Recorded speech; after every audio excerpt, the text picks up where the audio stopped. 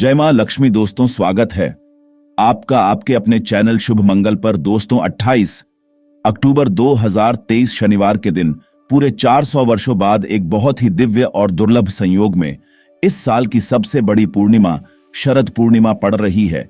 और दोस्तों इसी दिन रात में इस साल का आखिरी और सबसे बड़ा चंद्र ग्रहण भी लगने वाला है।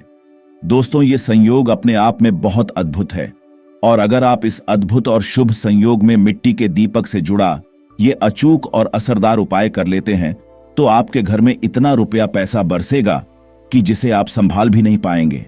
दोस्तों कहने का तात्पर्य ये है कि इस बार इस दुर्लभ संयोग में दीपक से जुड़ा ये अचूक उपाय आपको धनवान बनाने के साथ साथ आपके घर की सारी तकलीफों को भी दूर कर देगा, चाहे वो आपकी पुरानी बीमारी हो या हो बुरी से बुरी नजर। इस एकमात्र उपाय से आपके सभी पितृदोष, नजर दोष और सभी शत्रुओं का भी नाश हो जाएगा। बस आपको सच्चे मन से मां लक्ष्मी का नाम लेते हुए इस उपाय को बिना बताए चुपचाप करना होगा। और दोस्तों अगर आप भी चाहते हैं कि मां लक्ष्मी का वास आपके घर में हमेशा बना रहे तो इस वीडियो को लाइक करके चैनल को जरूर सब्सक्राइब कर ले और कमेंट में जय मां लक्ष्मी लिखना ना भूले। दोस्तों शरद पूर्णिमा का पर्व यानी आश्विन मास के शुक्ल पक्ष की पूर्णिमा को बड़े हर्षोल्लास के साथ देश भर में मनाया जाता है। इसे कौमुदी व्रत कोजागरी पूर्णिमा या रास पूर्णिमा भी कहा जाता है। शरद पूर्णिमा के दिन चंद्रमा पृथ्वी के सबसे ज्यादा नजदीक होता है। इस दिन चंद्रमा अपनी 16 कलाओं सहित चमकता है और माना जाता है कि इस दिन चंद्रमा अमृत की वर्षा करता है। इस दिन चंद्रमा की किरणों में शरीर और आत्मा दोनों को शुद्ध करने की विशेष शक्ति होती है। दिवाली से पहले पड़ने वाली ये पूर्णिमा जीवन में चमत्कारी रूप से बदलाव लाती है और ये पूर्णिमा इतनी विशेष इसलिए होती है कि शास्त्रों के अनुसार कहा जाता है कि इस दिन ही मां लक्ष्मी की उत्पत्ति हुई थी। मां लक्ष्मी की उत्पत्ति समुद्र मंथन के समय हुई थी तो इसे मां लक्ष्मी की उत्पत्ति का दिन माना जाता है। इस दिन मां लक्ष्मी की विशेष आराधना कर लेने मात्र से मां लक्ष्मी की कृपा हमेशा आप पर बनी रहती है। कोजागिरी का मतलब होता है कौन जाग रहा है। ऐसा माना जाता है कि इस रात मां लक्ष्मी धरती पर भ्रमण करते हुए पूछती हैं, कौन जाग रहा है? जो जाग रहा होता है उसे मां लक्ष्मी धन धान्य ऐश्वर्य से लाभान्वित कर देती है। इस दिन मंदिरों में विशेष पूजन और श्रृंगार किया जाता है। भगवान को सफेद वस्त्र धारण किए जाते हैं। रात को भगवान को दूध और चावल से बनी खीर का भोग लगाया जाता है। भोग लगाकर खीर को रात भर चंद्रमा की चांदनी में रखा जाता है। अगले दिन खीर का प्रसाद सबको दिया जाता है।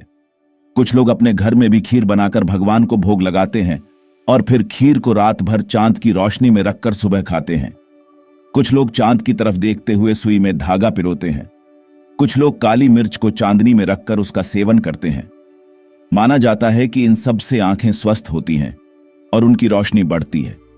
आयुर्वेद के अनुसार शरद पूर्णिमा के दिन खीर को चंद्रमा की किरणों में रखने से उसमें औषधीय गुण पैदा हो जाते हैं और इससे कई असाध्य रोग दूर किए जा सकते हैं। शास्त्रीय कारण यह भी बताया जाता है कि इस काल में दिन में गर्मी होती है और रात को सर्दी होती है। ऋतु परिवर्तन के कारण पित्त प्रकोप हो सकता है। खीर खाने से पित्त शांत रहता है। शरद पूर्णिमा का उद्यापन 13 शरद पूर्णिमा के व्रत करने के बाद ही होता है। इसके लिए शरद पूर्णिमा के दिन व्रत करके व्रत की कहानी सुननी चाहिए। विवाह के बाद जातक पूर्णमासी के व्रत रखना चाहें तो इसे शरद पूर्णिमा से ही शुरू करना चाहिए। कार्तिक का व्रत भी शरद पूर्णिमा से प्रारंभ करना श्रेष्ठ माना जाता है। इस पूर्णिमा को धनदायक पूर्णिमा के नाम से भी जाना जाता है। इस पूर्णिमा को रात्रि में 8 बजे के बाद आप मां लक्ष्मी की विशेष पूजा और आराधना कर सकते हैं। इस दिन चंद्र पूजन का भी अपना महत्व होता है। माना जाता है कि मां लक्ष्मी और चंद्रमा आपस में भाई बहन है क्योंकि चंद्रमा की उत्पत्ति समुद्र से हुई और मां लक्ष्मी की उत्पत्ति भी समुद्र से हुई है। तो इस दिन चंद्रमा की रोशनी में यदि खीर रखी जाए, मां लक्ष्मी का पूजन किया जाए तो जीवन में आने वाली परेशानियां नष्ट हो जाती हैं। कर्ज संबंधी समस्याएं समाप्त हो जाती हैं। आगे बढ़ने से पहले आपसे रिक्वेस्ट करते हैं कि वीडियो को लाइक जरूर करिएगा, दोस्तों को शेयर कर दीजिएगा और अगर आपने अभी तक चैनल को सब्सक्राइब नहीं किया है तो चैनल को सब्सक्राइब करके बेल आइकॉन जरूर दबाइएगा। दोस्तों शरद पूर्णिमा के दिन पानी में गंगा जल ढालकर स्नान आदि करके स्वच्छ वस्त्र धारण करें। मां लक्ष्मी की एक चौकी लगा ले, उस पर लाल कपड़ा बिछाएं और गंगा जल से शुद्ध करें। चौकी के ऊपर भगवान नारायण के साथ मां लक्ष्मी की प्रतिमा स्थापित करें और मां को लाल चुनरी पहनाएं। अब लाल फूल, इत्र, नैवेद्य, धूप, दीप, सुपारी आदि से मां लक्ष्मी का विधिवत पूजन करें। इसके बाद मां लक्ष्मी के समक्ष लक्ष्मी चालीसा का पाठ करें। पूजा संपन्न होने के बाद आरती करें। शाम के समय पुनः मां और भगवान विष्णु का पूजन करें और चंद्रमा को अर्घ्य दें। चंद्रमा को अर्घ्य देने के लिए ओम सोम सोमाय नमः इस मंत्र को बोलते हुए जल से, गाय के दूध से आप चंद्रमा को अर्घ्य दें। शरद पूर्णिमा पर चंद्रमा की रोशनी में गाय के दूध में खीर बनाकर के छत पर या आंगन में रखा जाता है।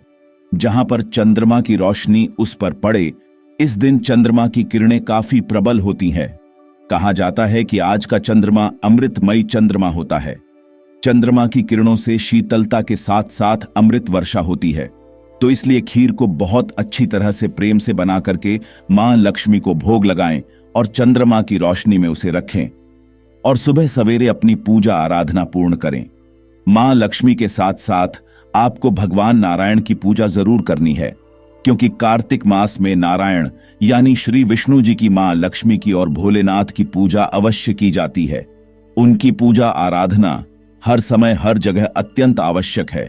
बाद में इस खीर को आप ग्रहण कर लें, इससे जीवन में आने वाली बाधाएं दूर होती हैं और मन संबंधी समस्याएं, डिप्रेशन, मन बेचैन रहना, चंचल रहना, ये सारी समस्याएं समाप्त हो जाती हैं। तो पूरे परिवार को इस खीर के प्रसाद को बांटें। इससे परिवार की आरोग्य संबंधित समस्याएं दूर हो जाती हैं। कई स्थानों पर ऐसी मान्यता है कि चंद्रमा को चावल से या फिर चांदी के सिक्के को रखकर चंद्रमा मान करके सफेद पुष्प, अक्षत, गंध इत्यादि से पूजन किया जाता है। तो यदि आपके यहां यह परंपरा है तो आप इस तरह से करें। कुछ स्थानों पर सिर्फ लक्ष्मी नारायण की पूजा होती है, तो वैसे भी आप कर सकते हैं। आज जो खीर बनाई जाएगी उसमें केसर अवश्य ढालें। केसर ढालने से मां लक्ष्मी की विशेष कृपा प्राप्त होती है। इस दिन मां लक्ष्मी को सफेद चीजों का भोग लगाया जाता है, तो आप केसर मिश्रित खीर का भोग लगा सकते हैं। बताशे या मिश्री का भोग भी लगा सकते हैं। ये चीजें मां लक्ष्मी को विशेष प्रिय हैं। ऐसा करने से जीवन में आर्थिक स्तर मिल जाता है। मां लक्ष्मी की असीम कृपा प्राप्त हो जाती है। शास्त्रों के अनुसार यह भी कहा गया है कि सिर्फ दिवाली का पूजन करने से आपके घर में लक्ष्मी का आगमन नहीं होता। आज मां का उद्गम का दिन है, तो इस दिन आप जितनी पूजा आराधना कर सके वो अवश्य करें। ओम रीम श्रीं नमः इस मंत्र का जाप करें या देवी मां के किसी भी मंत्र का 108 बार जप अवश्य करें। मां लक्ष्मी के मंत्र जाप कमल गट्टे की माला पर करना श्रेष्ठ और फलदायी माना जाता है। लेकिन अगर आपके पास कमल गट्टे की माला नहीं है तो आप अन्य माला पर भी जाप कर सकते हैं। दोस्तों, शरद पूर्णिमा के दिन अपने घर के मंदिर में एक दीपक जलाकर रखें, जो कम से कम पूरी रात अखंड जलता रहे। और अगर आप पूरी रात्रि का जागरण ना कर सके तो कम से कम मध्य रात्रि तक जागरण जरूर करें। इस पूर्णिमा का नाम ही कोजागिरी पूर्णिमा है। जो कोई जाग रहा है उसके ऊपर मां लक्ष्मी की कृपा हो जाएगी। मां लक्ष्मी बहुत प्रयासों के बाद घर में आती है, तो इस विशेष मौके पर आप कोशिश करें कि इस रात्रि धन प्राप्ति के लिए साधना करने का मौका हाथ से ना गंवाएं। अगर पति पत्नी के बीच मनमुटाव है तो इस रात्रि चंद्रमा की रोशनी में रहकर दोनों कम से कम 10 मिनट चंद्रमा को देखें। इससे आपके जीवन में परस्पर प्रेम और अच्छे संबंध बने रहते हैं। कोई बच्चे का मन चंचल है, एकाग्रता का अभाव है, पढ़ाई में उसका मन नहीं लगता, तो इस रात चंद्रमा की रोशनी में 10 मिनट तक बैठकर चंद्रमा को निहारने से भी बच्चे की बौद्धिक क्षमता बढ़ जाती है। इस दिन गर्भवती महिला अपने नाभि पर चंद्रमा का प्रकाश लेती है तो आने वाले बच्चे में कुशाग्र बुद्धि देखी जाती है। तो इस रात सभी को कम से कम 10 मिनट तक चंद्रमा की रोशनी में जरूर रहना चाहिए। इससे शरीर निरोगी होता है, जीवन में समस्याओं की समाप्ति होती है और चंद्रमा का संबंध मां लक्ष्मी से होने के कारण मां लक्ष्मी की कृपा भी इससे प्राप्त हो जाती है। मां लक्ष्मी इस दिन भ्रमण के लिए आने वाली है, तो हर स्थिति में आप उपाय, पूजा पाठ इत्यादि जरूर करें। मां लक्ष्मी की पूजा आराधना के लिए एक छोटा सा होम हवन भी कर सकते हैं। इसमें एक छोटा सा गाय के गोबर का उपला या आम की लकड़ी ले अग्नि प्रज्वलित करके मां लक्ष्मी के किसी भी मंत्र से 108 बार आहुति दें। इसमें खीर की आहुति जरूर दी जाती है। इससे मां लक्ष्मी की विशेष कृपा बरसती है।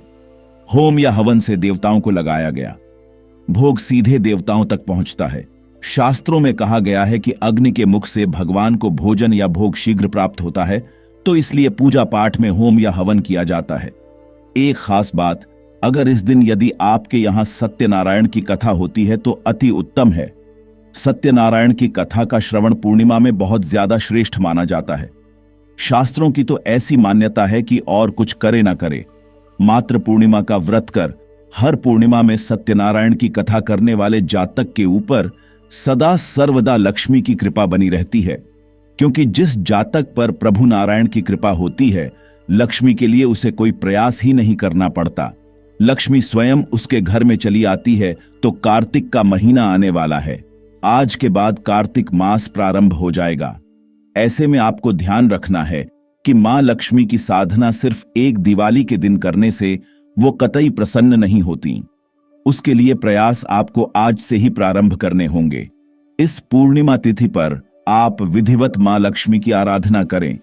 भगवान नारायण की प्रसन्नता के लिए आप जो भी उपाय कर सकते हैं, जैसे कि विष्णु सहस्त्र नाम का पाठ कर सकते हैं, तो वो करें। पूर्णिमा में चंद्रमा का पूजन करें और महादेव को आज के दिन अर्घ प्रदान करना बिल्कुल ना भूलें। मंदिर जाकर या फिर घर में ही शिवलिंग की पूजा आराधना करके कम से कम एक बेलपत्र जरूर चढ़ाएं। इससे जीवन के सभी कष्ट मिट जाते हैं। तो दोस्तों, उम्मीद करते हैं आज के वीडियो से आपको लाभ अवश्य होगा। अगर वीडियो आपको अच्छी लगी हो तो लाइक कर दीजिए और ज्यादा से ज्यादा इस वीडियो को अपने फैमिली फ्रेंड के साथ शेयर कीजिए। चैनल को सब्सक्राइब कर लीजिएगा, बेल बटन को प्रेस कर लीजिए। इससे यह होगा कि इस तरह की सभी वीडियोस की नोटिफिकेशन आपको सबसे पहले मिलेगी। तो मिलते हैं आपसे अगले वीडियो में, तब तक के लिए नमस्कार।